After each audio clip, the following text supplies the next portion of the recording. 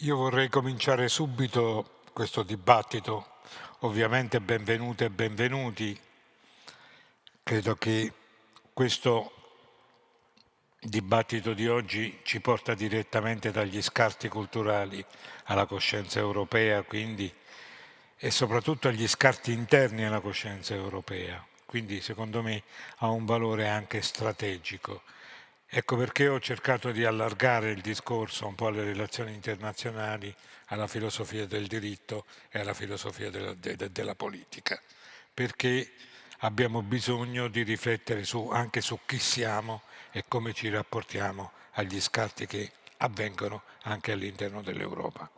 Bene, questo libro di Daniel Schulz è un libro secondo me straordinario, nel senso che io l'ho chiamato un romanzo di sformazione, nel senso che inverte non solo le categorie del romanzo di formazione, ma anche le categorie del politico. Cioè si passa da una fratellanza europea ad un egoismo particolare. Allora la prima domanda che mi viene da fare, com'è che da fratelli si diventa nemici con un percorso così particolare? Si tratta di fiction, di autofiction o di realtà?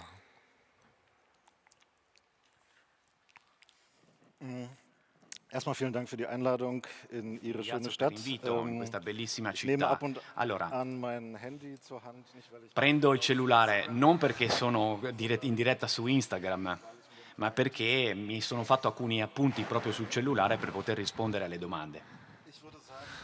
Allora, innanzitutto il racconto nel mio libro il fatto da amici diventare nemici ist eine relativ klassische. è una narrativa abbastanza classica, lo troviamo sia nei testi dell'antichità, in tutte le storie, ma anche negli scontri musicali tra i rapper. Io non ero infatti interessato a come gli amici diventano nemici, Eher interessiert, ero più interessato wie fragil oder wie a zerbrechlich quanto sia fluida, quanto sia anche debole il ruolo del ist nemico. ja eigentlich eine sehr harte Kraft. Allora, solitamente il ruolo del nemico è un ruolo abbastanza duro, però il protagonista Im Buch nel libro muss zwar Angst vor seinen deve Feinden avere, deve avere timore davanti dei suoi nemici, dei neonazisti, ma con alcuni ha anche dei collegamenti.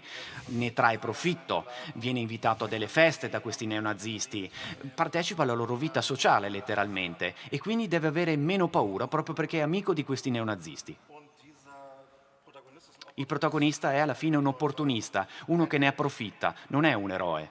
Ich würde sagen, er reagiert Reagisce fondamentalmente a un potere autoritario, come fanno la maggior parte delle persone, come facciamo quasi tutti noi, ovvero non con delle gesta eroiche, ma semplicemente adattandosi alla situazione, cercando di non creare e trovare dei problemi e cercando di approfittare delle singole situazioni. darüber reden natürlich Leute ungern. E le persone non parlano molto volentieri di questi aspetti, Und auf der di anderen solito. Seite ist in solchen Questo da un lato. Dall'altro c'è anche la categoria dell'amico, volatil und verletzlich. che è anche una categoria debole. Zusammenhalt in dieser Männer E la coesione all'interno di questo gruppo di ragazzotti, spesso e volentieri si parla proprio di fratellanza, di sincerità e anche, però è una sincerità, è un rapporto che è in realtà messa in discussione in ogni momento, che può rompersi in ogni momento. Il leader può magari abbandonare e lasciare da soli le persone più deboli. und Scusate, ma mi è saltato l'audio in cuffia, lo sento bassissimo. auch international. Also überlegen Sie mal diesen letzten Streit in der US-Regierung Trump versus Musk. Musk streitet sich mit anderen Leuten in dieser Regierung. Oder zum Beispiel der Streit zwischen Putin und Prigozhin. Sorry, there is a problem. Ah, The translator is not translating. Scusate solo un attimo. Luca, hörst du mich? Ja, aber ganz, ganz leise. Nur ein kleines Moment. Nur einen kleinen Okay. Moment. Ce l'ho al massimo, ma è bassissimo.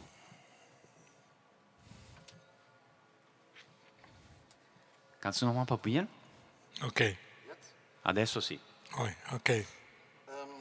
Ich will nur kurz sagen, man merkt diese Verletzlichkeit der Kategorien auch unter Freunden. Anche tra amici queste categorie appunto sono messe a repentaglio, tra questi ragazzotti ci sono delle relazioni, si pensi ad Elon Musk e al governo di Trump, no? Si vede come effettivamente queste relazioni, no, siano messe a repentaglio. Pensate a Putin, Prigozhin, no, di come uno è stato ammazzato dall'altro, ci sa anche un fascismo e un nazismo di strada e proprio io volevo occuparmi proprio di quanto siano labili queste categorie.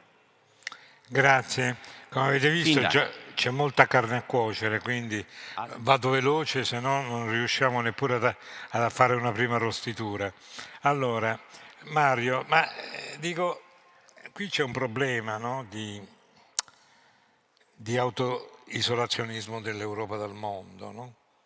Cioè se c'è un romanzo di sformazione evidentemente siamo di fronte a un sistema di srelazioni, no?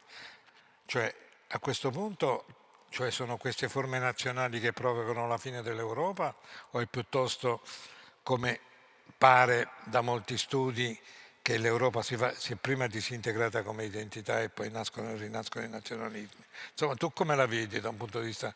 L'osservatore delle relazioni internazionali come vede questi fenomeni? Beh, innanzitutto io tenderei a escludere che si tratti soltanto di un fenomeno europeo. Cioè, abbiamo le prove che questo succede in Russia, succede negli Stati Uniti, succede in India, in Pakistan, succede in Israele, Palestina, succede in Sudan. Quindi dobbiamo anche pensare, cioè, di toglierci un po' dalla nostra scatola. Tanto più che tu parli di identità europea, io sono molto più dubbioso che ci sia mai stata una vera e propria identità europea. C'è un'Europa plurale come c'è un'Italia plurale, d'altra parte la differenza è che mentre in Italia a un certo punto qualcuno è riuscito a fare il salto verso l'unità nazionale, in Europa questo salto non è mai stato fatto, quindi questa idea che gli europei fossero uniti è un'idea, è rimasta allo stadio di aspirazione. Allora, il problema è comune, come si può diventare da amici a nemici, soprattutto visto che lui viene da posto molto vicino al muro di Berlino, è nato proprio a 2 passi da lì. È questo che noi negli anni 90 pensavamo di essercela sfangata in qualche maniera, possiamo dire così. Nel senso che dopo la crisi degli anni 70, dove ci siamo resi conto che noi, dico, mondo industrializzato, mondo avanzato, come viene definito all'OCDE, pensavamo che la crisi degli anni 70 fosse stata una crisi passeggera, gli anni 90 erano gli anni della ripresa, erano gli anni appunto che seguivano il crollo del muro di Berlino, erano gli anni della scomparsa dell'Unione Sovietica, erano gli anni in cui c'era il mito del mondo unipolare, è sempre stata una fesseria ma comunque è rimasto come mito, per cui pensavamo di essercela sfangata. Poi progressivamente ci siamo accorti che non ce l'eravamo sfangata per niente, perché abbiamo cominciato il nuovo secolo con gli attentati di Manhattan e di Washington, poi siamo arrivati, e quello secondo me è lo spartiacque, la crisi del 2008. Perché a partire da quel momento è rimasto abbastanza chiaro a tutti, non chiaro forse è esagerato, diciamo che tutti hanno cominciato a rendersi conto che mentre quando ero giovane io, cioè prima della caduta del muro di Berlino e anche prima della crisi degli anni 70, c'era questa idea che andassimo sempre verso il meglio, quindi c'era un ottimismo di fondo. Dopo il 2008 abbiamo cominciato a renderci conto che si va sempre verso il peggio, cioè che il futuro è peggio del presente. Questo ha generato una psicologia di massa di paura, di ansia, di difficoltà ad accettare il reale poi alla fine. Voi parlate di rimosso nel titolo, cioè c'è qualche cosa che non è accettabile e ovviamente quando c'è qualche cosa che non è accettabile si cerca di trovare dei colpevoli e eliminare i colpevoli. E quindi io quando faccio delle conferenze molto rapidamente sintetizzo in questo modo: quando le cose vanno bene o comunque ci si aspetta che vadano sempre meglio, si è molto disposti a essere solidali, aperti, fraterni, a condividere, ad accettare, che non era vero neanche prima del 74, perché io il razzismo contro i meridionali nel Piemonte dove vivevo l'ho vissuto direttamente, però comunque era un clima diverso. Quando invece si accorge che le cose vanno verso il peggio, la tendenza è quella di chiudersi, di barricarsi e di dire vabbè che gli altri muoiano ma almeno io mi salvo.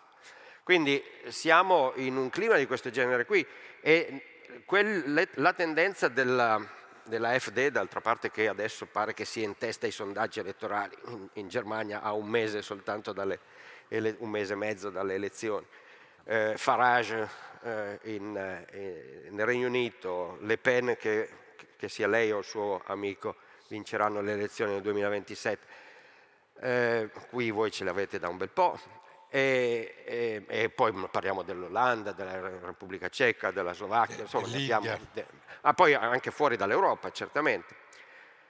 Queste sono delle tendenze universali che sono determinate delle tendenze politiche universali che sono determinate da una tendenza geostrategica, chiamiamola così, geopolitica universale, che è quella. Quindi io non sono stupito, ovviamente sono molto preoccupato come tutti voi, però io faccio l'analista, devo soltanto descrivere le cose come capitano, ma comunque c'è una spiegazione, perché se no, che 77 milioni di persone votino per Donald Trump, scusatemi, sapendo benissimo chi è Donald Trump, vuol dire che stiamo andando veramente male, perché vuol dire che si è disposti a qualunque cosa e anche a qualunque misfatto morale, diciamo, pur di potersela sfangare, però ovviamente d'altra parte lo abbiamo visto in questi primi 3 mesi, i risultati sono esattamente l'opposto, ma questo bastava che me lo chiedessero a me, quei 77 milioni di persone, gliel'avrei detto subito, guardate che sarà peggio, non sarà meglio, sarà peggio. E comunque è così, perché la gente ha bisogno di avere dei miti in cui credere, di avere dei colpevoli da attaccare. Grazie. Passo subito, mi ricollego subito perché mi hai fornito il trade union perfetto. Sulla questione mitica, il nazionalismo è sempre stato fondato sul mito, però io voglio dire, adesso mi pare che stiamo un po' esagerando, nel senso che si scoprono cose incredibili, no? In un momento in cui Trump e molti altri si richiamano ad un Dio che fonda la loro esistenza e la loro operazione politica.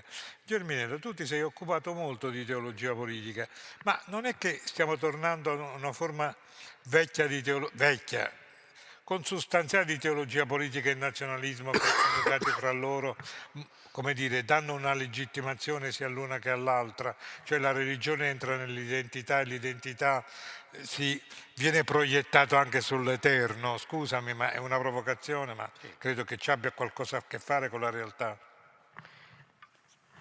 Buongiorno innanzitutto. Ti rispondo con una provocazione a mia volta, però si può vivere senza miti? E io credo di no. Poi c'è mito e mito. Diciamo così, c'è una genealogia. Però scusa se ti interrompo. Roland Barthes diceva che il mito non è né reazionario né rivoluzionario, è semplicemente fascista. Ma non lo so, cioè... E il Roland Barthes, non sono io, Io non penso nemmeno questo, non penso che il mito sia per natura fascista, non lo credo. Dipende dall'uso politico che se ne fa. Diciamo così, oggi io ho questa sensazione che viviamo in un'epoca di simulacri e di feticci. Dappertutto, anche nella cultura presuntamente progressista. Come ci siamo arrivati? Ci vuole un po' di genealogia, breve. Io ho la sensazione che tutto quello che abbiamo di fronte, che è stato descritto, io condivido molto il discorso di Graziano, cioè realista, diciamo così, sia il contraccolpo, diciamo, della globalizzazione. Io aggiungo anche dell'ideologia globalista e anche di quello che è accaduto a partire dalla fine degli anni 70, perché non è che è tutto uguale. A partire dalla fine degli anni 70 c'è una svolta neoliberista in Occidente. Poi si aggiunge la svolta globalista dopo l'89, la vittoria della guerra fredda, che poi è stata una vera vittoria, alla lunga forse c'è anche un veleno per gli americani, ma comunque da parte degli Stati Uniti. Cioè è cambiato il modello precedente. Il modello precedente era Stato costituzionale basato su cosa? Stato sociale di diritto e partiti di massa. Economia incapsulata nella politica, per quanto possibile. Comunque economia mista. Repressione finanziaria, Bretton Woods. Sì, libertà di commerci, ma non esiste il diritto assoluto della finanza di andare dove vuole. Perché se vince, la politica, soprattutto quella democratica, è al servizio, punto. Certo. Non può fare niente. E anche la costituzione di identità plurali, civili, democratiche. Non ne faccio, c'erano tanti limiti, però era una messa in forma. Cioè di forme di appartenenza non basate sull'ostilità assoluta. Poi il mondo era diviso in due, tante cose, però tanto che oggi non è possibile dibattere, l'abbiamo visto anche negli ultimi 3 anni, c'è l'isterismo, ma innanzitutto promosso dalle cosiddette elite, che non sono elite per niente, sono oligarchie, ma soprattutto non ci crede più nessuno. Insomma, i 77 milioni che votano vuole anche dire che c'è un fallimento di quell'altri, epocale, e mi chiederei perché. Il dramma è che non siamo di fronte, ti rispondo, a una teologia politica moderna, ora il discorso sarebbe lungo, quella teorizzata da Carl Schmitt e da altri anche, ovvero la modernità è l'epoca della laicizzazione, sì, ma per laicizzare tu qualcosa della tradizione da cui provieni ti devi portare dietro e la devi mettere in forma in un mondo secolare, diciamo così. Se svuoti tutto, c'è solo un pulviscolo nell'immanenza, no? Immanenza che vuol dire esiste solo quello che c'è, non si crede a niente, non c'è alcuna trascendenza secolare, idee, valori, uso una parolaccia, io non mi piace usare il termine valore, ma diciamo qualcosa in cui vale la pena credere. Ti riescono fuori i miti nella forma più immediata e quindi più strumentalizzabile. E poi la cosa buffa è che tutti questi richiami a Dio o simili sono prima di tutto un'offesa a Dio, mi viene da dire. Sono prima di tutto un'offesa a Dio, cioè nel senso è un uso talmente strumentale e soprattutto viene prospettato nella forma appunto del simulacro, del feticcio. Guardate che la foto di Trump che si veste da papa, l'immagine simulacro dice tutto, perché fa ridere da una parte, è anche offensiva, e però allo stesso tempo è allusiva un po' geopoliticamente, diciamo così. A me fa abbastanza orrore, ma non solo Trump, perché parliamoci chiaro, Trump è un sintomo, è un effetto di qualcosa di molto più grande. Guardate, simulacro che vuol dire? È una parvenza. Cioè, siccome non abbiamo quello di cui avremmo veramente bisogno, facciamo finta, ce ne costruiamo una finzione. Anche l'identità politica. La mia tesi è che oggi non c'è politica. C'è il pilota automatico. Dopodiché, se uno sostiene questo, che è la negazione quasi antropologica delle forme del convivere, ti riesce fuori il politico nelle sue forme anche estreme. E un bisogno di attaccarsi a qualcosa che, siccome non trova degli ancoraggi solidi, si attacca a feticci. È un problema enorme. In tutto questo poi bisognerebbe capire perché, ma qui forse il politologo... Feticismo politico, allora, sì, non teologia politica. Il perché il linguaggio di questa destra un po' così strana, estrema e postmoderna però ancora, o apparentemente estrema, sembra aver più presa sulla realtà. Perché conquista?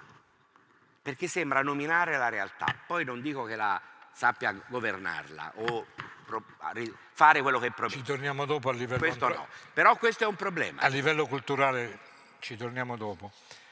Ma mi hai fornito anche un assist per tornare alla cultura che c'è dietro la sformazione. Io cito un passo del tuo libro: io non vorrei abitarci nel tuo cervello, ecco il nostro pensiero, pieno zeppo come la nostra soffitta. Cioè tutto ciò che avviene è frutto di una sedimentazione lenta, culturale. Allora, quale cultura nasconde questa soffitta culturale, secondo lei? Diesen kulturellen Dachboden. Daniel. Ich würde gerne auf meine Vorredner noch mal kurz Vorrei riallacciarmi a quanto detto da reagieren. chi mi ha preceduto. Es gibt so verschiedene Ci Aspekte. sono diversi aspetti da considerare. Lei ha parlato della solidarietà in Europa, un punto molto interessante. La solidarietà può essere anche una questione di identità, ovvero troviamo una soluzione ai problemi che diventano sempre più complessi in modo solidale. L'Europa, in un modo o nell'altro, si basa proprio su quest'idea. Al contempo, però, l'Europa in realtà non ha mantenuto la parola in merito a questa idea. La Germania, per esempio, ha tradito gli italiani quando li ha abbandonata sulla questione migranti, e quando si cerca quando in realtà si tradisce l'idea di solidarietà, allora possiamo parlare di una sorta di cinismo come conseguenza. C'è un testo del 41 di Terry D. Thompson, una corrispondente statunitense che scrive chi diventerà nazista, e questo porterà sicuramente chi diventa nazista, il democratico che rimane deluso dalla situazione in cui vive. Quindi sono d'accordo con lei, perdere l'identità europea da un lato, ma allo stesso tempo cercare di trovare poi un'idea che però in realtà viene disattesa e che quindi ha delle conseguenze. Was das andere betrifft, kann man vielleicht nur so sagen, das ist ja ein Zitat aus dem Buch mit diesem vollgerümpelten. Lei appunto ha parlato di ha citato questo mio passaggio del libro, no? Non vorrei abitarci nel tuo cervello pieno zeppo come la nostra soffitta. Il protagonista, come tutte le persone dopo la rivoluzione del 1989, sono i giovani che si confrontano con un'eredità che è troppo grande per loro. Hanno il nazionalsocialismo che non è stato vinto in realtà da un lato, e hanno allo stesso tempo il socialismo. Il nazionalsocialismo che la DDR diceva sempre che aveva sconfitto il nazionalsocialismo e che era un pilastro della democrazia. In realtà ci sono dei gruppi fascisti e neonazisti nella DDR, c'è quindi una continuità con il passato, c'è una continuità e con cui questi giovani si devono confrontare. Al contempo il socialismo ha messo bene in chiaro come trattare i fascisti: bisogna lottare contro di loro e bisogna morire per lottare contro di loro. Tutta l'iconografia del socialismo, tutte le storie che a me anche da bambino hanno raccontato, si basavano proprio su questo, sulla lottare contro il fascismo fino alla morte. Cosa è successo in realtà però? Dopo il 1989 è successo il contrario. Le persone fanno finta che il fascismo non esista, le persone cercano semplicemente di adattarsi alla situazione e di adattarsi anche al fascismo. E come un bambino di 10 anni, chiaramente è una questione difficilissima da risolvere. Grazie. Vielen Dank. Giovinello, mi ha colpito molto l'idea di simulacro. E io l'ho collegato un po' all'idea di tutto ciò che la tradizione occidentale attribuisce al contrattualismo, no? Il nomos della terra, cioè tutto ciò che è contrattuale è diventato simulacro. Simulazione di qualcosa che non c'è, o che cioè si rifiuta l'idea di un fondamento contrattuale. Per tornare dove? Per tornare ad appartenenze ascrittive come la razza, l'identità nazionale, la religione. Cioè, voglio dire, è vero che molti parlano di crisi del protestantesimo anche, no? Sì. Ma non è che alla predeterminazione dell'ideologia protestante si sostituisce la predeterminazione naturale come viva i più forti e andiamo avanti così, delle identità di nascita, eccetera, eccetera, che segnano le nuove identità.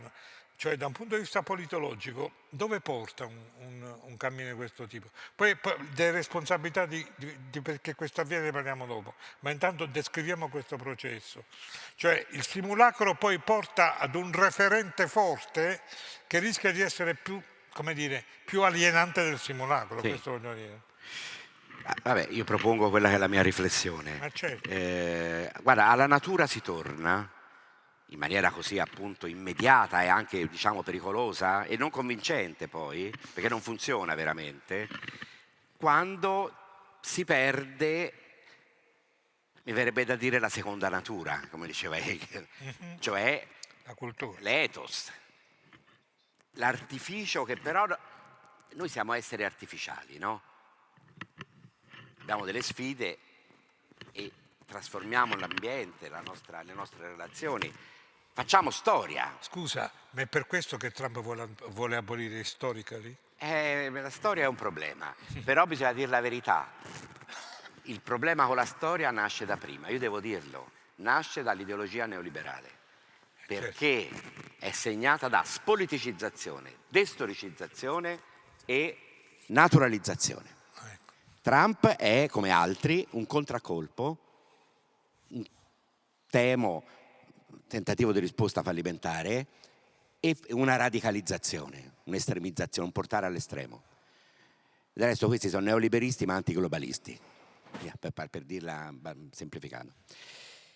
Allora il punto qual è? Tu dici il fondamento contrattuale, certo è la modernità, però attenzione perché nel contrattualismo, in Hobbes è eclatante, c'è l'orizzontalità del patto, ma c'è anche la trascendenza laica, secolare della sovranità. Della sovranità, del potere sovrano, costruito da tutti noi. Guardate che Hobbes è un pensatore ipermoderno, perché ti dice l'ordine lo facciamo noi, è artificiale. Poi io aggiungo però, ci sono gli accumuli di artificialità. Artificio non vuol dire che uno si alza una mattina e arbitrariamente e contingentemente fa come gli pare e dopo 3 secondi cambia tutto. Cioè si devono stabilizzare. Io infatti sulla questione della nazione la vedo in una maniera un pochino più articolata. Occhio a confondere il nazionalismo con lo Stato-nazione. La vicenda dello Stato-nazione è una vicenda più complessa, diversa. Cioè le democrazie moderne rappresentative sorgono all'interno dello Stato-nazione. La nazione è decisiva anche nella rivoluzione francese e quindi ha una caratterizzazione moderna. Poi ce n'è anche una versione più etnica, diciamo così. È ambivalente, ma tutti i concetti politici sono ambivalenti. Cioè io prima di liquidare la nazione o lo Stato-nazione ci andrei piano, perché in realtà è qualcosa che è il noi. Naturalmente è stato costruito anche disciplinando, pensiamo alla Francia, addirittura le lingue, centralizzando, però è anche qualcosa. Ma Mazzini non era mica reazionario, è la primavera dei popoli, Mazzini aveva una dimensione quasi religiosa, no? Però civile e in qualche modo, diciamo così, pluralista per capirsi. Il nazionalismo è una cosa diversa, è una sorta di traviamento che viene fuori in maniera estrema ai primi del Novecento perché c'è il momento Polanyi, cioè anche lì regime liberoscambista, protoglobalizzazione, i ceti popolari non trovano protezione sociale, la chiedono a qualcuno e siccome non la trovano altrove si affidano alla nazionalizzazione passiva delle masse, cioè al fascismo e al nazismo. Ora sto andando veloce perché alla luce di questa esperienza poi nel secondo dopoguerra si è costruito qualcos'altro che ti dava un'identità plurale e ti includeva gli esclusi della storia, e occhio, quelli che non avevano, ricordiamoci cos'era il nostro paese, quelli che non studiavano, era un paese largamente analfabeta, che non si curavano, questa era l'Italia uscita dalla guerra, ancora, largamente. Ce lo vogliamo ricordare? E che non aveva garanzie sul lavoro, di nessun tipo. Beh, in 30 anni qualcosa cambia, mi pare. Gli invisibili della storia sono emersi. Mi nomino una cosa sola, la scuola unica, fatta da Aldo Moro con i ministri socialisti. Cioè l'idea che un ragazzino non gli sceglie la società a 10 anni in base alla famiglia a cui appartiene il suo futuro. Fu una forma di avanzamento, prendere sul serio la Costituzione, attuarla per davvero. La nazionalizzazione dell'energia elettrica, cioè aveva tutta la destra economica del paese e la Confindustria contro quel governo, perché noi tendiamo a dimenticare, ecco la storia, invece se ci ricordiamo forse abbiamo degli strumenti per. Oggi è chiaro che la tentazione di affidarsi a degli assoluti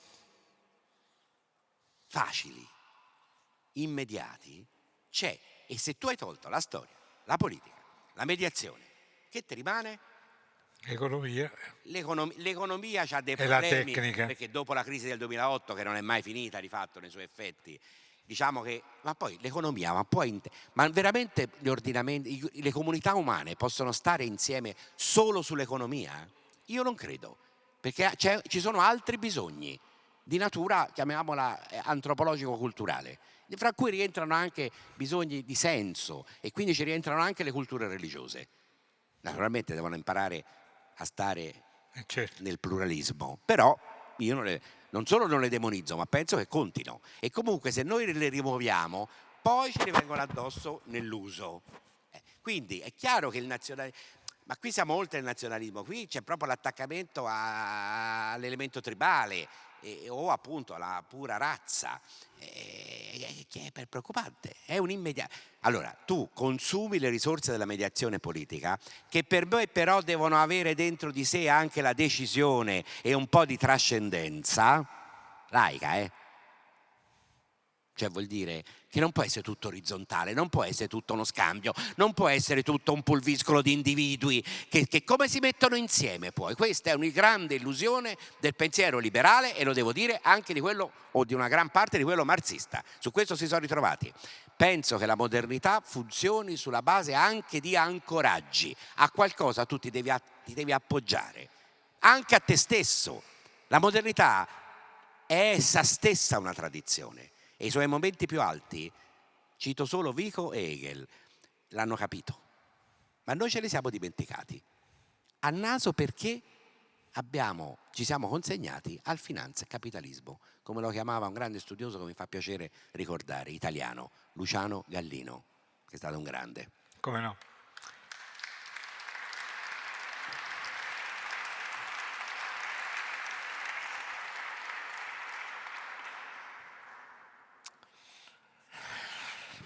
Mario, come la mettiamo? Stiamo entrando nel caos, secondo una tua definizione? Beh, mi sentite? Sì. Se stiamo entrando vuol dire che ci siamo persi qualche decina d'anni dietro di noi, perché siamo entrati già da un pezzo. Da tempo. Quindi non è una novità. Diciamo che il caos è un po' anche consustanziale alla vita politica, alla vita storica, alla vita sociale. Non è che, però, quando si parla di caos adesso, si parla di caos nelle forme acute che ha preso. Ora, io, giusto per riallacciarmi al discorso sul nazionalismo molto rapidamente, perché ovviamente le due cose sono legate, però io avevo proposto di fare delle specie di pacchetti di sigarette con, non so cosa mettono adesso, teschi, gente orribili, dove scrivere: il nazionalismo nuoce gravemente alla nazione. Questo è poteva essere uno slogan, però nuoce gravemente per una ragione semplice, al di là della discussione che si può fare sullo Stato-nazione, eccetera, perché ovviamente è un discorso molto lungo, bisognerebbe anche entrare molto nel dettaglio sullo sviluppo del capitalismo, che è uno sviluppo difficilmente governabile. Non credo che nessuno lo abbia mai governato veramente. C'è stato dei tentativi di disciplinarlo nei momenti in cui si poteva fare, nei momenti in cui non si poteva fare. Vabbè, ma comunque lasciamo questo da parte. Perché il nazionalismo nuoce gravemente alla nazione? Perché siamo, come dicevo prima, in un'epoca in cui ci stringiamo tutti nel nostro piccolo. Cioè c'è questa tendenza al difendersi, al costruire dei muri, però i muri non sono soltanto i muri intorno ai confini della patria, sono i muri intorno ai confini della regione, intorno ai confini della città, intorno ai confini del quartiere dove si abita, intorno ai confini della famiglia in cui si vive, a parte che poi, tra l'altro, fra parentesi, la famiglia è il posto più pericoloso dove si vive, perché il maggior numero di delitti, di stupri avvengono all'interno della famiglia, quindi prima di mandare via gli immigrati bisognerebbe mandare via le famiglie, perché sono molto più pericolose degli immigrati. Ma a parte questo,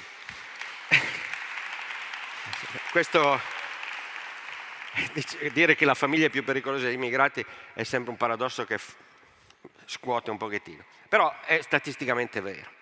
Però questo chiudersi sempre in muri più ristretti fino ad arrivare al chilometro zero è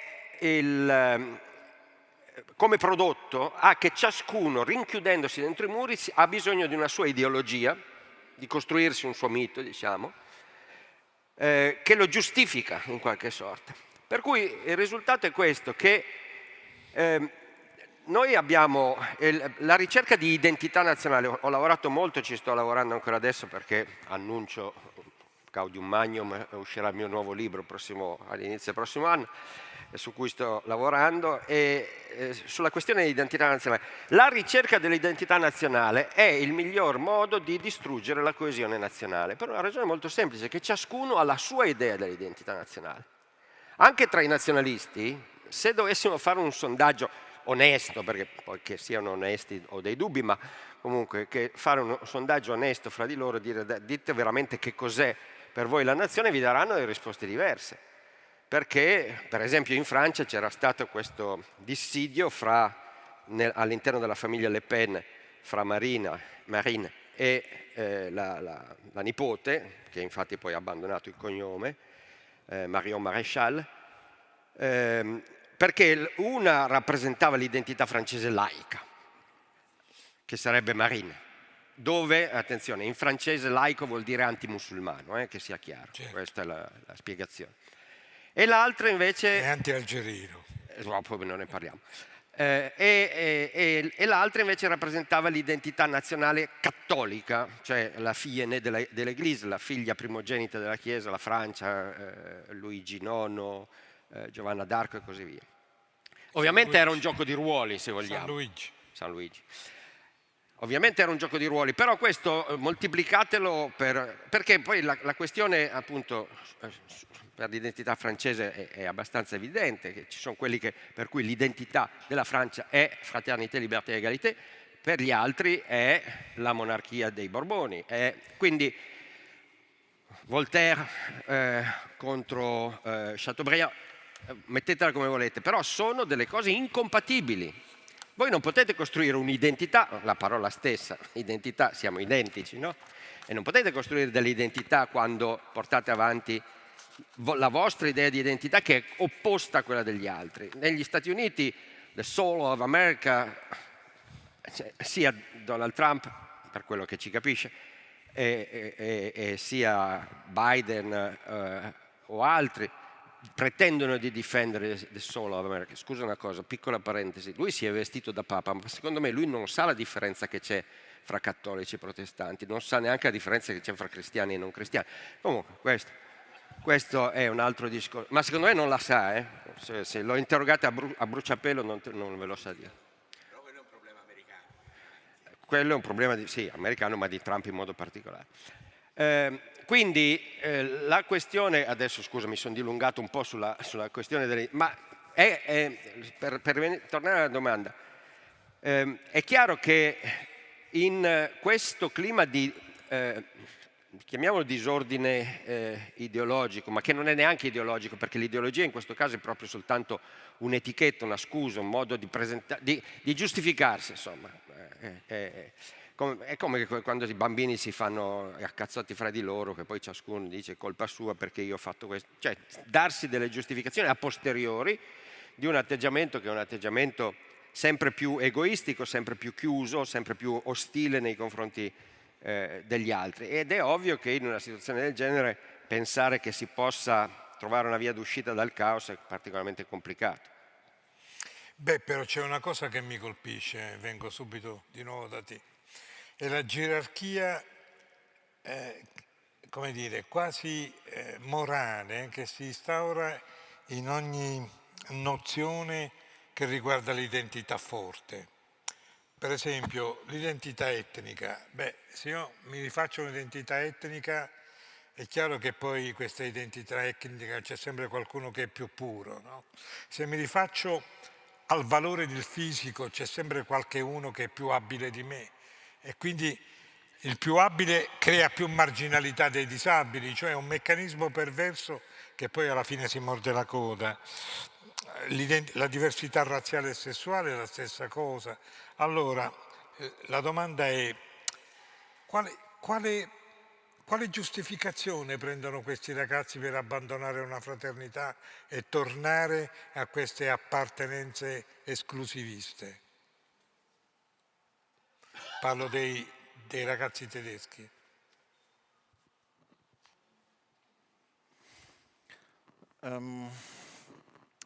Also ich würde mal sagen, hörst du mich, Luca? Ja. Ah, okay. Ich würde sagen, dass der Faschismus sich Il selber fascismo eigentlich nicht sehr in gut realtà kennt, sich selbst non nicht sehr gut conosce kennt. se stesso molto Das sieht bene. man daran, dass, glaube ich, E lo dico perché le migliori definizioni del fascismo non sono state elaborate dai fascisti, bensì da persone come Umberto Eco, per esempio. Il fascismo non necessariamente si deve autoconoscere, è semplicemente una forza che può offrire tutto agli altri e si vede ad esempio che negli Stati Uniti anche delle persone di colore possono rientrare nelle sfere dei partiti politici.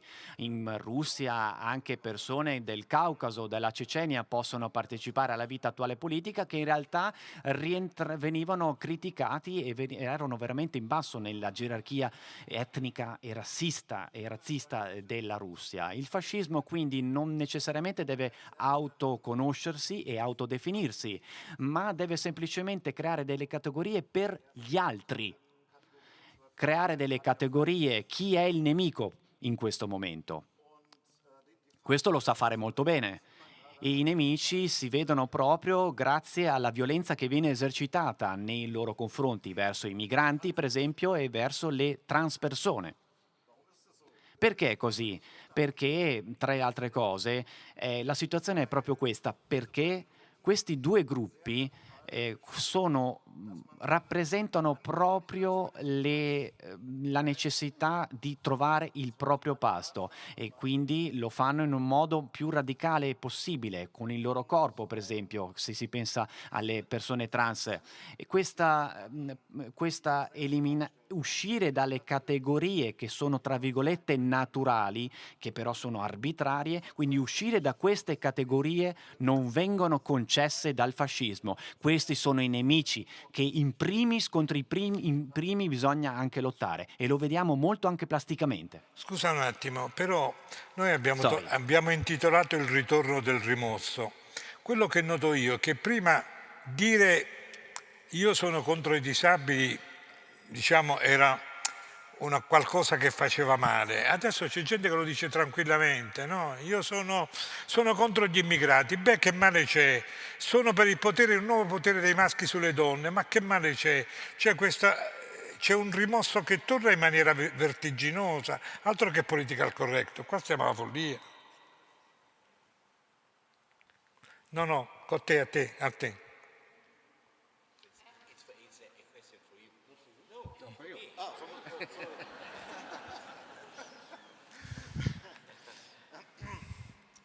Scusate, non avevo capito che era per me.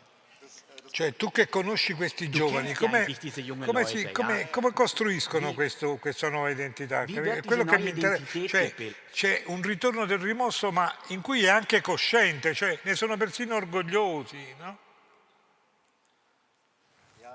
Esatto, sì.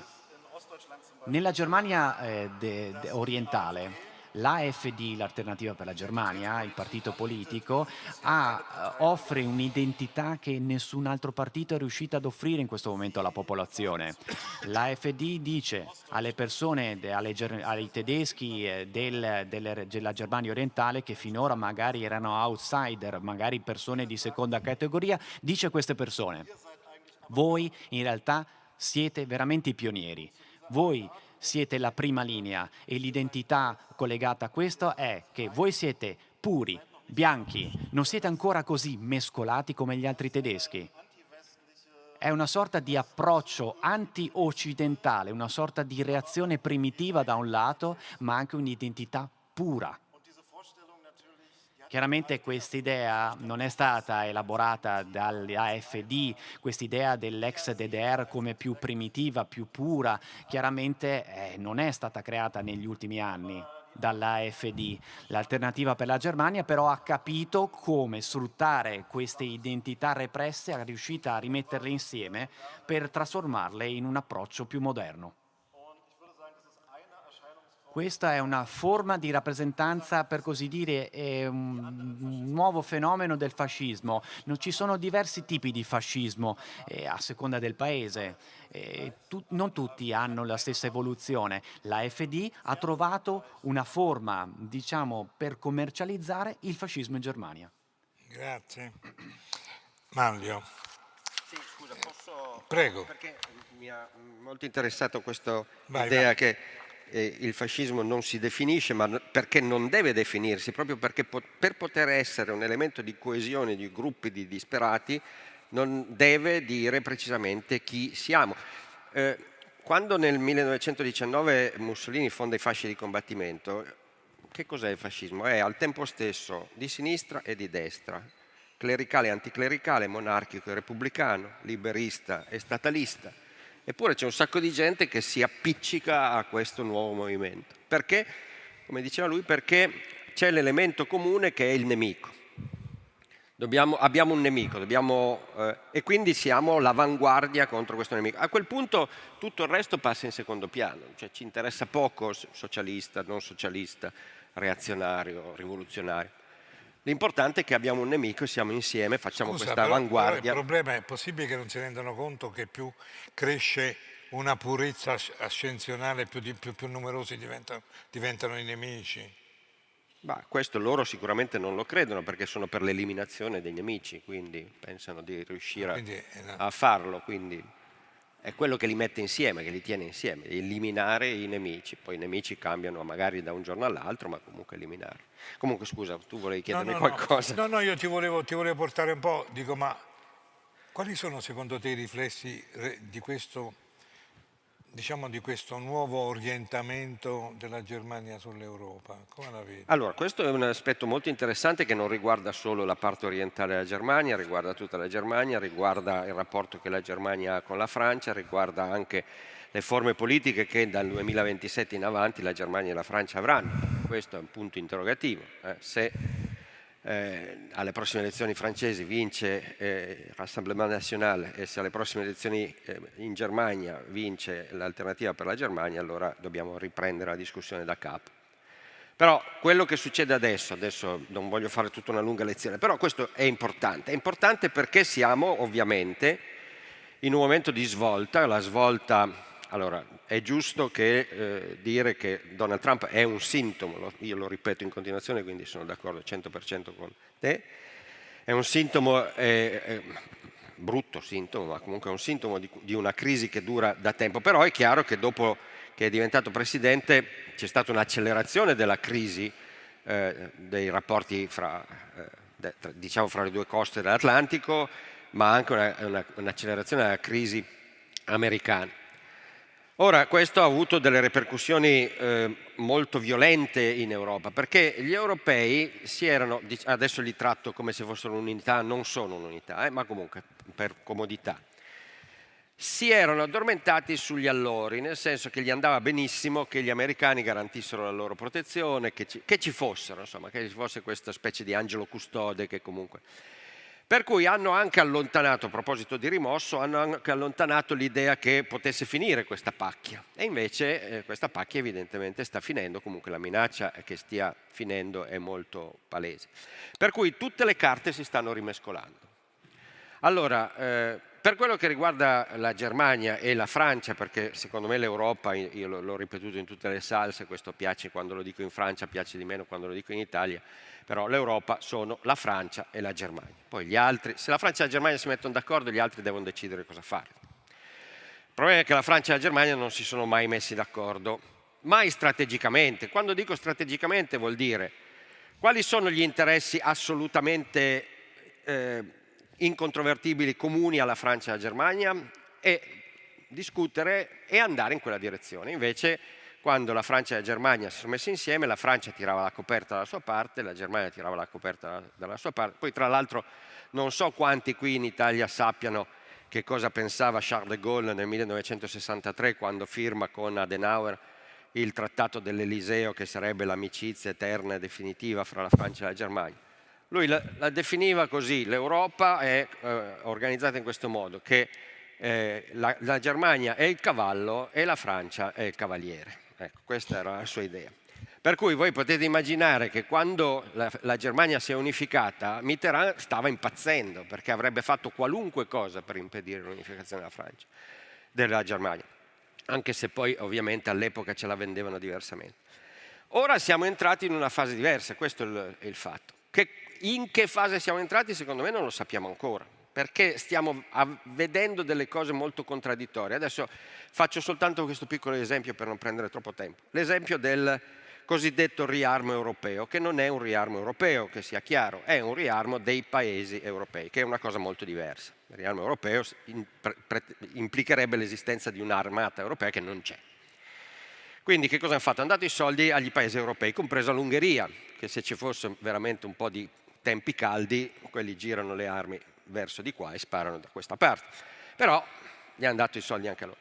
Ora il problema è questo, che la Germania, con un colpo di mano del nuovo cancelliere, prima ancora di essere cancelliere, che si è messo d'accordo col vecchio cancelliere, cioè Merz con Scholz, hanno fatto approvare dal Parlamento vecchio, tutti quelli che amano la volontà del popolo dovrebbero pensarci due volte, perché non hanno fatto votare il Parlamento che era appena stato eletto, hanno fatto votare il vecchio Parlamento perché nel nuovo non avrebbero avuto la maggioranza, l'abolizione del vincolo costituzionale al debito, del tetto costituzionale al debito. Perché? Per poter precisamente aumentare le spese militari. Dopodiché, togliendo questo vincolo, si trova che la Germania è davanti a tutti gli altri in Europa, nel senso che ha dei margini per fare debito che sono superiori a tutti gli altri. Lasciamo perdere l'Italia, perché l'Italia sappiamo che è, ma anche la Francia ha un debito pubblico sul prodotto interno lordo che è il doppio di quello della Germania, quasi. La Germania naviga intorno al 62-63 se non mi sbaglio e la Francia intorno al 113 se non mi sbaglio. Quindi vuol dire che la Germania ha molti più margini per comprare armi di quanti non ne abbia la Francia. In più, se consideriamo il divario che c'è fra il prodotto interno lordo francese e quello tedesco, aggiungiamo ancora un altro pezzo di distanza. Questo in condizioni normali, cioè nelle condizioni del rapporto tra la Francia e la Germania dal 1945 diciamo, fino al 20 gennaio 2025 avrebbe provocato una grossissima crisi politica fra la Francia e la Germania, perché i francesi sarebbero saltati su come delle molle. Cosa fanno i tedeschi? Qui ricominciano. Tenete conto che 3 volte i tedeschi e la francese sono fatti la guerra, 3 volte i tedeschi sono arrivati a Parigi in 2 settimane, quindi potete anche capire perché i francesi sono preoccupati. Quindi non è successo, non c'è stata questa reazione così. Allora, non c'è stata perché? Perché non l'abbiamo vista, come non vedevamo che Mitterrand stava facendo il possibile per impedire la riunificazione della Germania dopo la caduta del muro di Berlino, o perché in realtà le cose stanno cambiando? Che cosa vuol dire che il Regno Unito è rientrato nel giro? Quindi che l'Unione Europea non c'entra più niente in tutto questo. Cioè, chi è andato a Kiev ieri? Sono andati Starmer, Macron, Merz e Tusk. Allora questi 4 qui chi sono? Cosa vogliono fare? Tanto l'Italia è fuori dal gioco per forza di cose, perché ha detto che loro, gli italiani con la coalition of willing non c'entrano. Quindi capite, siamo in un momento di ricomposizione completa, però non sappiamo, non si può dare un giudizio definitivo, chiaro, netto di che cosa stia succedendo, in che direzione stiamo andando. In questo gruppo dei 4 ci sono quelli che vorrebbero tenersi attaccati agli americani il più possibile, sicuramente i polacchi e gli inglesi. Merz, quando è stato eletto, la sera in cui è stato eletto, ha detto delle cose che nessuno si sarebbe mai aspettato da un tedesco, tantomeno da un tedesco del partito di Adenauer. Macron sicuramente no. Quindi ecco, siamo in una fase di transizione molto rapida, di cui vediamo dei tentativi diversi, posizionamenti diversi che cambiano anche abbastanza rapidamente, però quale sia la direzione netta, secondo me ci vorrà ancora un po' di tempo per capirlo. Germinello, scusa, ma non stiamo vivendo anche in una contraddizione, diciamo, di tipo antropologico, come lo chiamavi tu, no? Di cultura in senso forte? Cioè io sono molto colpito da questo fatto che è angosciante questo ritorno del rimosso, no? che da un lato tu hai delle sopraelevazioni di tipo nazionale che tendono a diventare persino egemonie, dall'altro trovi che, essendo basati sulle nazioni, ci sono sempre nazioni che devono diventare più grandi delle altre, rendere l'America più grande. Cioè, allora, voglio dire, questo non è il preludio ad un nuovo conflitto, oppure, domanda da 100 milioni di dollari, però se non faccio a te a chi la faccio, che tipo di politica ci dobbiamo inventare per contrastare questo? Lo so che c'hai poco tempo, però dacci un accenno, se no che filosofo della Mi politica verrebbe da sei? dire questo. Certo, la parte più difficile è sempre quella construence, anche perché... Però ti potrei rispondere chiaramente che l'uccello di Minerva spicca il volo sempre sul far della sera, cioè a posteriori vede. Però è vero che il pensiero critico, la filosofia, indirettamente, lavorando, scavando, le idee contano. Un contributo lo dà, ma non a fare. È un lavoro carsico. A capire. Poi a capire e poi indirettamente alla lunga a distillare magari quelle che poi diventano anche delle parole d'ordine, no? Un po' popolarizzate o così rese più usabili politicamente. Allora, io penso questo, anche se alla luce di quello che ho sentito, che la prima cosa da fare è fare un discorso di verità. Perché noi siamo di fronte all'irruzione del reale, che è, diciamo, disordinante, spiazzante. Le oligarchie europee a naso, per questo non si capisce che cosa, e anch'io sono d'accordo, non si capisce bene dove si va, ma non lo si capisce anche perché non vedo disegni strategici. Sbaglio? No.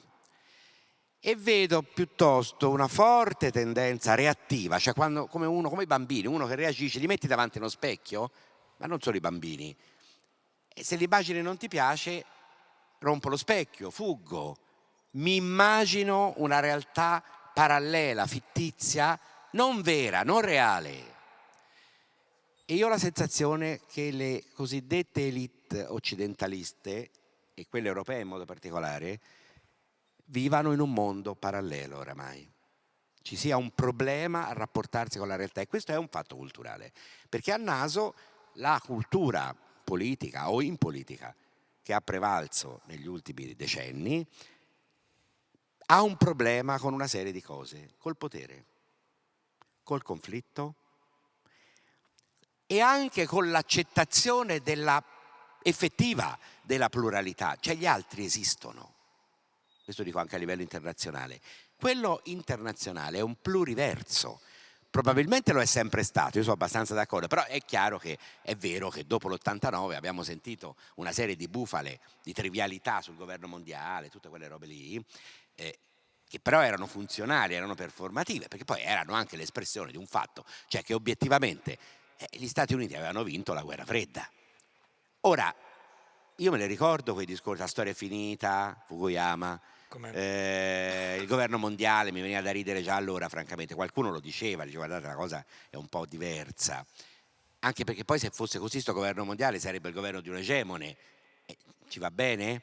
No, scusa, si parlava dell'occidentalizzazione del mondo. Era l'idea dell'occidentalizzazione del mondo, si basava su un presupposto culturale e direi antropologico-culturale, ovvero No. se i frigoriferi e le macchine arrivano dappertutto, poi diventeranno tutti come noi. Tutti democratici. A parte il fatto che mi dico, ma è augurabile questa omologazione del mondo? Per me no, ma in ogni caso era poco credibile, tant'è che invece si sono prodotte delle refrattarietà, perché il mondo è sì da un lato occidentalizzato, globalizzato, diciamo il capitalismo è arrivato ovunque in una certa misura, ma nel senso che tutti hanno il telefonino più o meno, tutti poi, un pezzo del mondo, ci sono quelli che, ma comunque è un pezzo di società di quei mondi. Ma poi se uno va sotto, esce dagli aeroporti, ci sono le differenze, e sono differenze culturali, religiose, storiche e anche di modello, perché la Cina è un paese capitalistico? Beh, da un lato sì c'è il mercato, però insomma con un'unità di comando politica e gli sta anche funzionando. Infatti qui la cosa divertente è che in Occidente, anche in Italia, ci sono quelli, le elite proprio, potrei fare i nomi, che sotto sotto pensano, certo, se potessimo fare come in Cina, hai visto come decidono veloci? Hai visto come sono efficienti? Cioè l'idea qual è? Sta democrazia è onerosa. Una bella forma neo-autoritaria soft funzionerebbe meglio col turbo o il metacapitalismo per certi aspetti di oggi globalista. Cioè significa dello Stato costituzionale di diritto non ne frega più niente a nessuno. Innanzitutto presso coloro che si stracciano le vesti. L'esempio tedesco, mi spiace dirlo, però lo conferma, ha ragione. Cioè, ma vi rendete conto, far passare una modifica costituzionale ci hanno, diciamo, rotto l'anima per un tempo infinito su sto fatto dei parametri, no, del pareggio, che poi è come dichiarare Keynes incostituzionale o criminale, per cui io sono radicalmente contrario, e in Italia l'abbiamo introdotto in una notte senza nemmeno discuterlo, andando contro la Costituzione economica del nostro paese prevista dalla Costituzione del 48. Guardate che Sabino Cassese l'ha scritto, un manuale, un libro pubblicato dalla Terza. Abbiamo cambiato la Costituzione economica del paese. Piccola domanda: l'avete detto al popolo sovrano, l'avete chiesto il mandato? Non è un atto eversivo? Comunque, stabilire che di punto in bianco si possono investire 1.000 miliardi, quanti sono? 800 nelle aree del riarmo, violando la Costituzione, con il Parlamento vecchio, non è proprio una forma di rispetto né della democrazia e neppure dello Stato costituzionale. Quindi la prima cosa è incominciare a guardarci negli occhi, a dirci la verità. Ci crediamo ancora veramente in quello che diciamo di voler difendere retoricamente? Io credo non tanto, soprattutto le elite, anche perché poi va a caduta, le responsabilità partono sempre dall'alto. Il pubblico che ti ascolta ci crede? Sono d'accordo. Poi è chiaro che c'è una questione, tu poni una questione antropologica culturale di fondo, mi verrebbe da dire. Allora io credo che se il mondo è plurale, perché parliamoci chiaro, il resto del mondo, che non è più un resto, ci sta dicendo da tempo, è un'operazione revisionistica, diciamo così, il vostro ordine internazionale cosiddetto fondato sulle regole, che è in realtà un ordine egemonico vostro, non ci piace, non ci sta bene, e aggiungerei anche non funziona manco più. Allora io partirei dalla pluriverso, dalla pluralità del mondo, che non vuol dire che gli altri esistono. Non è detto che ci debbano piacere sempre in tutto, o che dobbiamo imitarli, non dico questo. Gli altri esistono. Prima lezione del realismo politico è critico, è partire da questo dato, ma prima lezione direi quasi di antropologia politica. Tu non puoi pensare che ci sei solo tu e gli altri sono subalterni oppure vanno spazzati via. Guardate che la conseguenza è la guerra totale, è l'ultima guerra dell'umanità, distruttiva poi dell'umanità stessa, per espellere l'altro, il male, ciò che non è conforme a noi, cioè è una forma di totalizzazione dell'ostilità. I conflitti esistono, prendiamone atto, cerchiamo la maniera per metterli in forma e trovare forme possibili di cooperazione. Quindi prima mossa, accettare la pluralità e l'esistenza degli altri e trovare vie cooperative, che non sarà l'Eden, ma diciamo che significa vie cooperative, parliamoci chiaro, sulle questioni commerciali. Ci sono guerre commerciali, su questioni di assetti geopolitici, saranno dei compromessi, ma è recuperare diciamo così, un pensiero, un'attitudine anche politica critica da un lato e realista dall'altro. Realista significa guardare in faccia la realtà e incominciare a fare un discorso di verità su noi stessi. Non è stato un successo quello che abbiamo fatto negli ultimi 30 anni, anche in Italia, è un fallimento. Cioè quello che ci hanno raccontato, che bisognava aderire all'Unione Europea in maniera acritica, senza se, senza ma, perché era l'Europa politica, non lo è stato spiegato prima, che l'Eurozona era meravigliosa e funzionava benissimo, che e non è vero, lo sanno tutti, a porte chiuse te lo riconoscono tutti, era già stato studiato, scritto, eccetera. Ci sono dei problemi. Aggiungo però, perché una cosa è la demonizzazione dell'altro, lo devo dire, altra cosa è sostenere che la questione migratoria non debba essere governata perché si governa da sé. Non è vero. In Francia ci sono dei problemi che vengono anche dalla loro storia, reali, poi sono usati, ma un problema c'è. Per evitare che vengano usati strumentalmente in una chiave appunto di polemicità, bisogna di vedere che c'è un problema da risolvere, da gestire con politiche sociali, con politiche educative. È faticoso e anche, come dire, assicurando come non un'immediatezza appunto, cioè assicurando una gestione nel tempo di questi cambiamenti. Io non credo che il catino globale in cui si muove un pulliviscolo senza radici sia un buon modello e la gente non lo vuole. Poi bisognerebbe anche cominciare a tener conto di quello che sono gli interessi reali e diciamo i sentimenti, le cose in cui credono di vaste masse, dei ceti popolari. Che non vuol dire aderirvi, appiattirsi, magari per guidarle, però occhio, la politica nei suoi momenti migliori c'ha una pedagogia reciproca, cioè insegna ma anche impara dai governati. Se noi ci fissiamo sul fatto che siamo nel giusto, perché questo è il nodo di fondo, e quindi tutto quello che la realtà gli aspetti difformi del reale, compreso il fatto che non c'è consenso presso il problema vero è che non hanno consenso, le elite non hanno più consenso, c'è la crisi dell'ordine liberal democratico. Perché? Perché non c'è più consenso e perché quell'ordine, per come è stato costruito negli ultimi 30-40 anni, non funziona. Allora vorremmo prendere atto di questo non con il moralismo, lo slittamento moralistico che mette al posto della politica una presunta morale che non è morale per niente, perché per me è moralismo senza ethos. Non solo non funziona, ma è anche un po' squallido.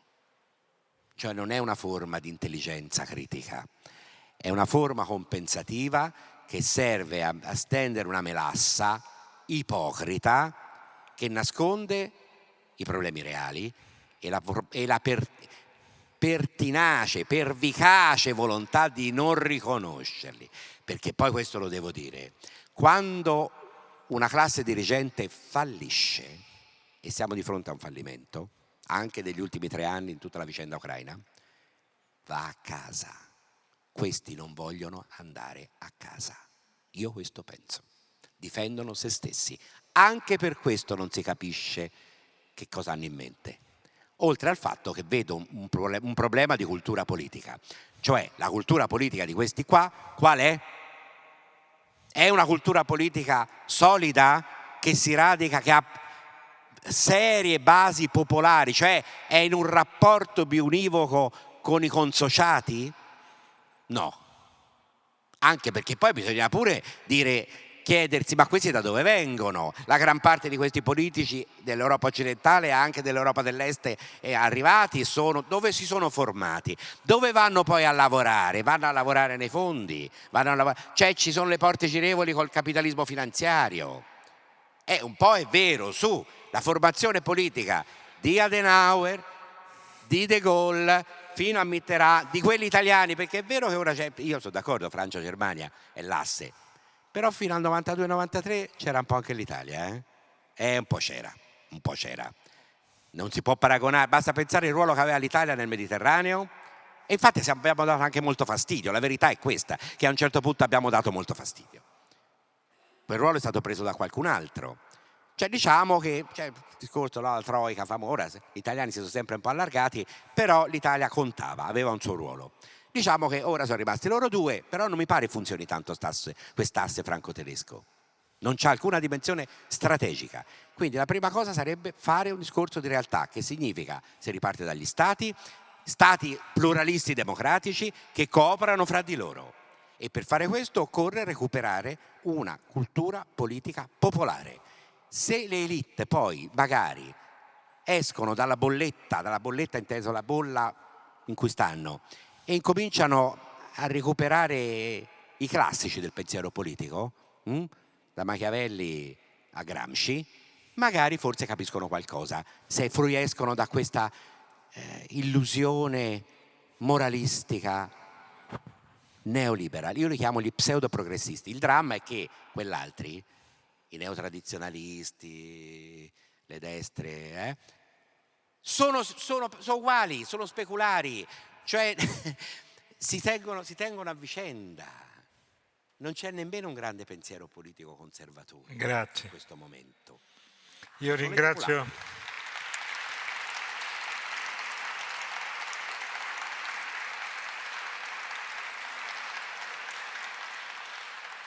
Io ringrazio Germinello che ha portato al nodo quello che noi volevamo far emergere dal rimosso, no? E cioè che prima di tutto l'Occidente non è più il centro del mondo, rassegniamoci. Chi ancora pensa così è un illuso, insomma, no? Conta, certo, conta come mercato, come idea politica, però non è più il centro del mondo.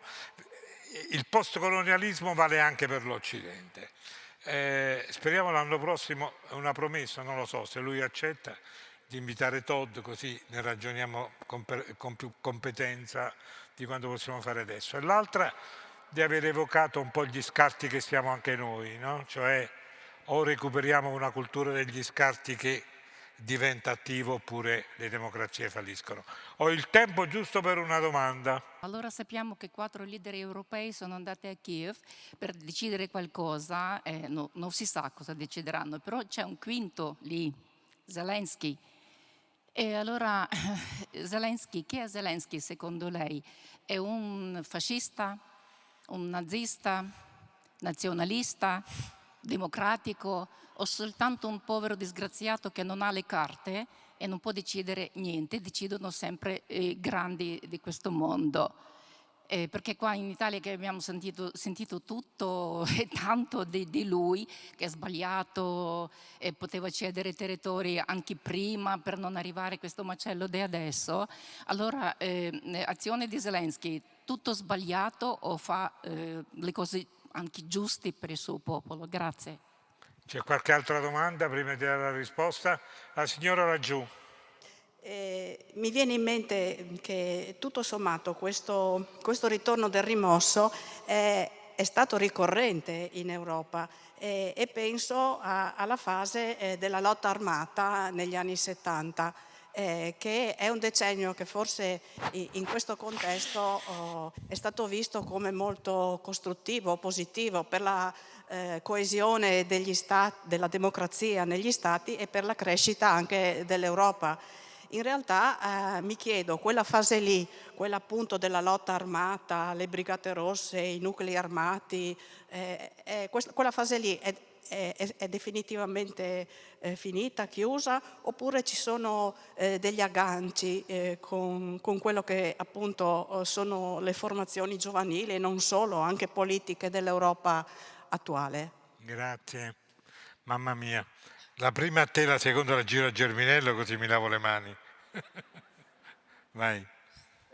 La questione di definire Zelensky è una questione che non è molto pertinente, nel senso che, a parte casi particolari, Donald Trump, ma quello è fuori dagli schemi, non è tanto Zelensky. Zelensky comunque è stato sfortunato perché lui intanto con la politica non c'entrava niente. Il discorso che si faceva prima sulla conoscenza politica, secondo me è un discorso molto importante, perché la politica oggi è nelle mani di dilettanti che non hanno niente a che vedere con la politica. Questo è un grossissimo problema.